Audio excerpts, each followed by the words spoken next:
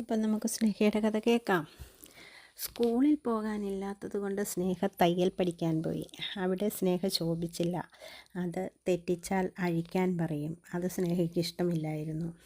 അവിടെ വെച്ച് കത്രിക കട്ട് ചെയ്തുകൊണ്ട് കൊടുക്കും. അവിടെയും കുറച്ച് കൂട്ടുകാരുണ്ടായിരുന്നു. തയ്യലിനേക്കാൾ കൂടുതൽ കൂട്ടുകൂടാനായിരുന്നു സ്നേഹ പോയിക്കൊണ്ടിരുന്നത്. പക്ഷേ അത് പഠിക്കാത്തത് കൊണ്ട് ഏട്ടൻ ടൈപ്പ് റൈറ്റിംഗ് ഷോർട്ട് ഹാൻഡ് പഠിപ്പിക്കാൻ വിട്ടു. അത് ഭയങ്കര ഇഷ്ടമായിരുന്നു. അത് ഒന്നും തോക്കാതെ എഴുതിയെടുത്തു. പിന്നെ ടീച്ചറിൻ്റെ കല്യാണം കഴിഞ്ഞ് അകലേക്ക് പോയപ്പോൾ സ്നേഹയും സ്നേഹയുടെ ഫ്രണ്ട് ജോസുമായി ആ സ്കൂളിലെ ടീച്ചർമാർ. ശമ്പളമൊന്നുമില്ലായിരുന്നു. ഫീ തന്നെ വല്ല കാലത്തുമാണ് കുട്ടികൾ കൊടുക്കുന്നത്. പക്ഷേ ഇതുകൊണ്ടൊന്നും ഒരു കാര്യവുമില്ലെന്ന് സ്നേഹയുടെ മനസ്സ് പറയുന്നുണ്ടായിരുന്നു.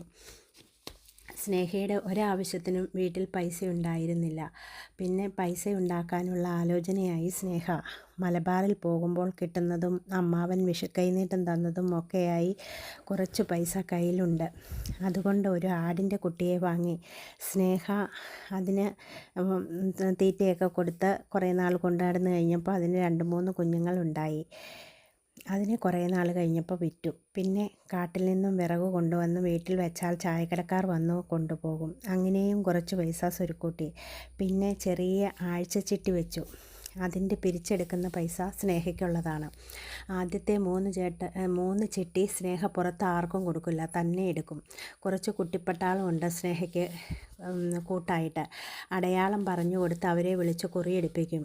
ഇല്ലാത്ത ആളുകളുടെ പേരാകും അതിനകത്തുണ്ടായിരിക്കുന്നത്. അങ്ങനെ ആ പൈസയും കിട്ടും. കുറേ നാൾ കഴിഞ്ഞ് ചിട്ടി തീരാറാവുമ്പോൾ അടുത്ത ചിട്ടി വെച്ചിട്ട് ആ 3 ചിട്ടി ആദ്യം പിടിച്ച് കൊടുക്കാനുള്ളവർക്ക് കൊടുക്കും. അങ്ങനെയൊക്കെ സ്നേഹ കുറേ പൈസ ഉണ്ടാക്കി. ഒരു ആടിനെയൊക്കെ വിറ്റതും ഈ പൈസയും എല്ലാം കൂടെ കൂട്ടി ഒരു പശുവിനെ വാങ്ങി. അതിന് പുല്ലുവെട്ടലും തീറ്റിക്കലും കുളിപ്പിക്കലും ഒക്കെയായി സമയമില്ലാതെ ഇൻസ്റ്റിറ്റ്യൂട്ടിൽ പോക്ക് നിർത്തി. പിന്നെ ഒരു പശുവിനെ കൂടി വാങ്ങിച്ചു. ഒരു ആൺകുട്ടി ജോലി ചെയ്യും പോലെ സ്നേഹ നന്നായി ജോലി ചെയ്തു. വൈകുന്നേരങ്ങളിൽ ലൈബ്രറിയിൽ പോയി പുസ്തകം എടുത്തുകൊണ്ടുവന്ന് വായിച്ചു തുടങ്ങി.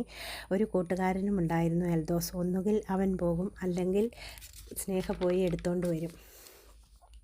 അങ്ങനെ വായനയും കൂട്ടും ജോലിയും ഒക്കെയായി കാലം കടന്നുപോയി. 3 പേർ ആയിരുന്നു കൂട്ടുകാർ: സിബി, എൽദോസ്, പീതാംബരൻ. വൈകുന്നേരങ്ങളിൽ സ്നേഹയുടെ വീടിൻ്റെ തിണ്ണയിൽ 4 പേരും ഒത്തുകൂടും. നല്ല സന്തോഷം നിറഞ്ഞ ദിവസങ്ങളായിരുന്നു അതൊക്കെ. ഒരു ദിവസം സ്നേഹ പുല്ല് ചെത്താൻ പോയപ്പോൾ ഒരു കുറ്റിയിൽ തട്ടി അരിവാൾ വന്ന് കൈവിരൽ കുറച്ച് കൂടുതൽ മുറിഞ്ഞു. സ്നേഹ തലകറങ്ങി വീണു. ബാക്കി